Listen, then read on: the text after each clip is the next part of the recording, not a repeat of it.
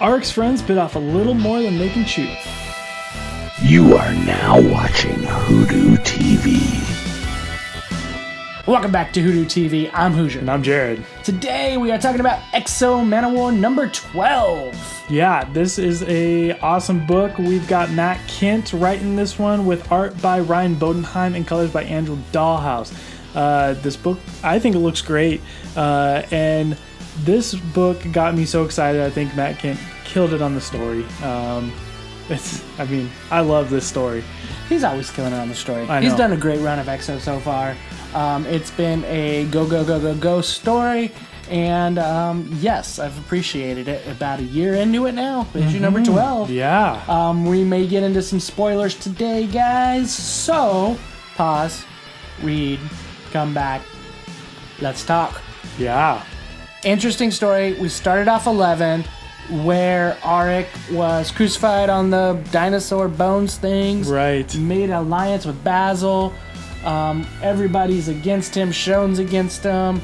And these bounty hunters have abducted Shanhara, and they got it into this basically force field. And Aric had just got released at the very end of number 11. Right, yeah. So he's working with Basil. He's kind of on his own. He's got no clothes. He's got nothing to his name. But he sets up a spot where he knows that a couple cadmium guys are going to walk by one of their watering holes, and of course they confront him. Why is this the first time we're seeing that creature horse? I don't know. It's awesome. Like, I felt like the world building of Gorin, we should have gotten that creature horse, or creature horses, or creatures in issue number 2. Yeah. I mean, early. But it was cool. He does do his business. He's still a tough, brutal warrior,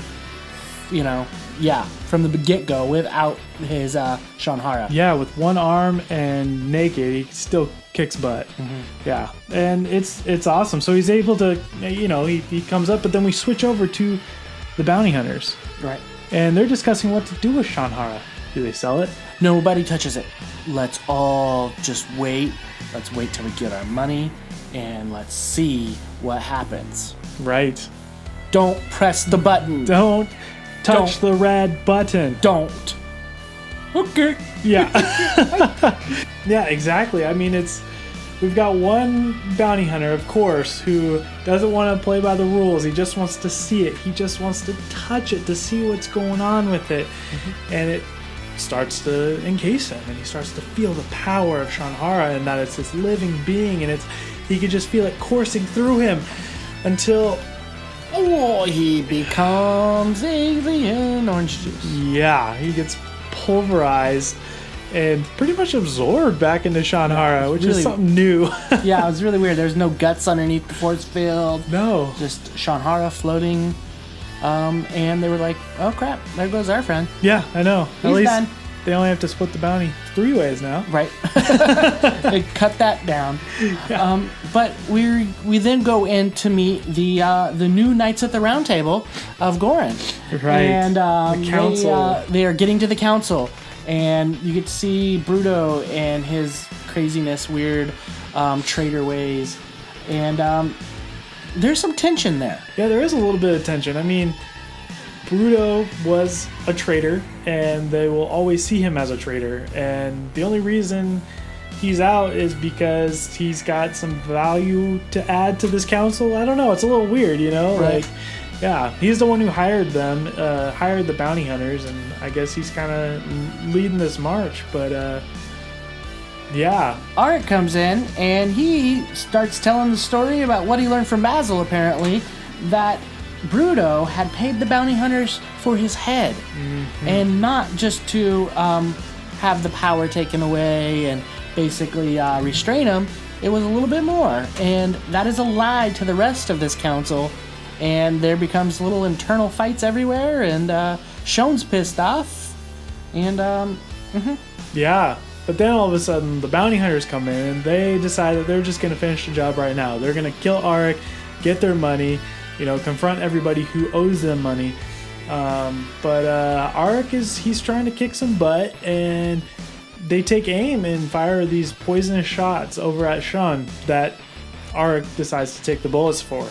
So yeah, it's this whole moment of like just kind of chaos. Everything is coming into this one room and it's exploding. It was very Departed.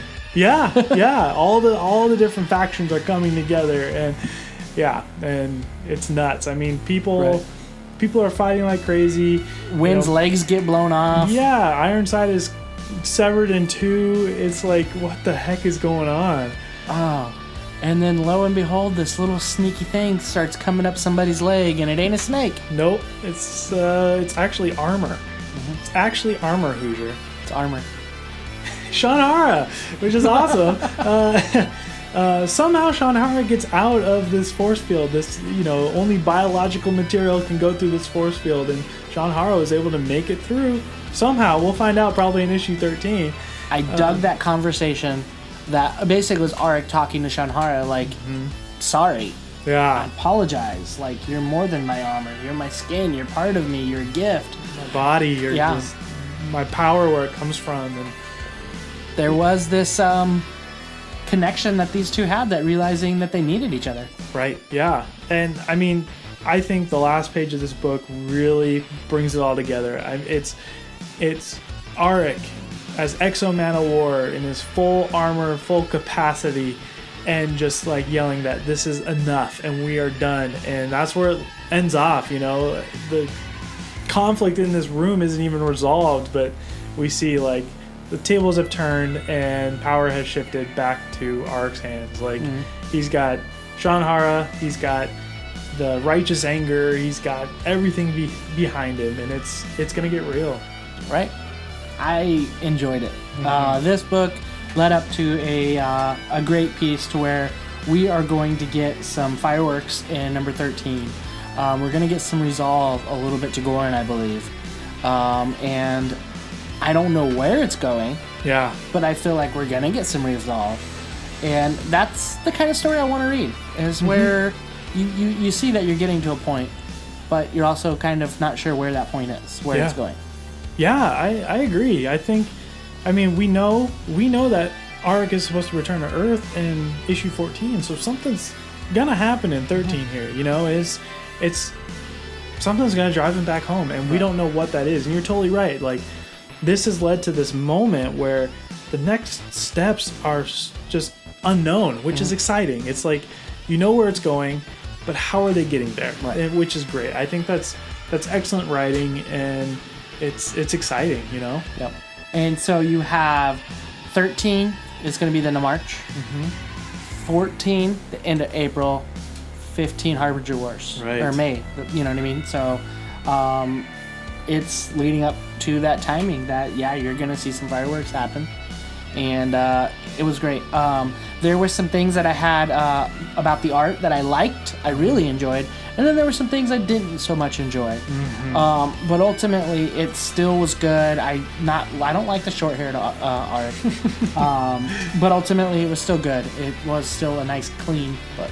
Yeah, I think definitely the story really drove this book. This one is a great story. It's really Aric coming to terms with who he is and who he's become since he's been wearing Shannara. And I think it's really great. We've had this theme throughout this entire series right now of Aric, he wants to be Aric. And he only uses Shannara as a tool because he needs to get what Aric wants to get done.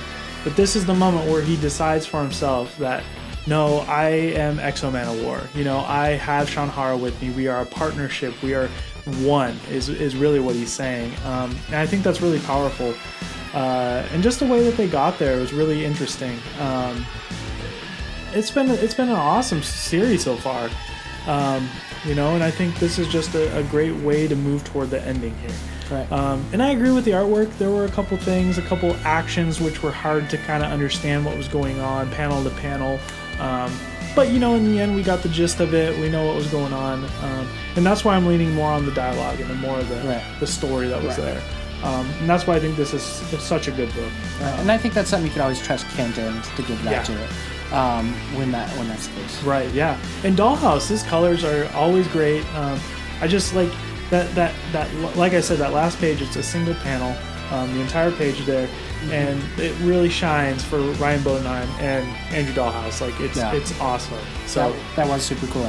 Yeah, it summed up the series for me almost. You know, it's like this is what we were getting to. You know, right. So it was awesome. I think it was great. And if I were to score it up, I'd give this one I'd give it a 4.75. Yeah, 4.75. Yeah, okay. I think the story carried this book enough that some of those things that the artwork kind of I had issue with. Right. It just overpowered it. Right. You know. And I agree. I do think it was a very story-driven issue. It did lead us to where we got to see that point in the very last page. That was like, okay, we're here. Aric is ready to be X-O Manowar. Right, completely. Right, he's got the Shanhara on. He's got all the power now, and he's accepting it. And they're working together. And it is this meeting of the minds together with the two, and that's what I enjoy, and I'm excited to. I'm pumped up to see what's going to happen now, and what he's going to do with these bounty hunters, and how many pages they're going to last in the next issue. Yeah, right. And but yeah, I agree. So story great, art good. So 4.5 for me. Yeah, I'm looking forward to the future. To see more of the relationship between Aric and Shanhara. For this whole book, I mean, even from issue 1 of this new series, this 2017 run here, it's been a relationship of conflict almost, you know, and yeah, they were civil a little bit at times, but oftentimes Aric just bullheaded his way through. And Shanhara constantly tried to show him, like, this is why we are together. And so it's going to be really interesting to see how that relationship plays out now that Aric is accepting of that relationship now. You know, he wants that relationship in him, and I'm looking forward to it. I think it's good stuff. After 1 year of this story now, what do you guys think of this book? What do you think of where we started from issue 1 to where we're at now? Put that in the comments below.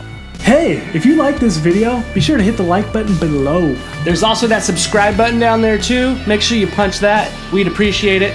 Follow us at Twitter at WhoDooTV, also on Facebook. Yeah, and we'd like to thank our friends over at OutrightGeekery.com. Be sure to check them out. They got all sorts of nerdy stuff on there. Links down in the description. Thank you for watching WhoDooTV. We appreciate you guys.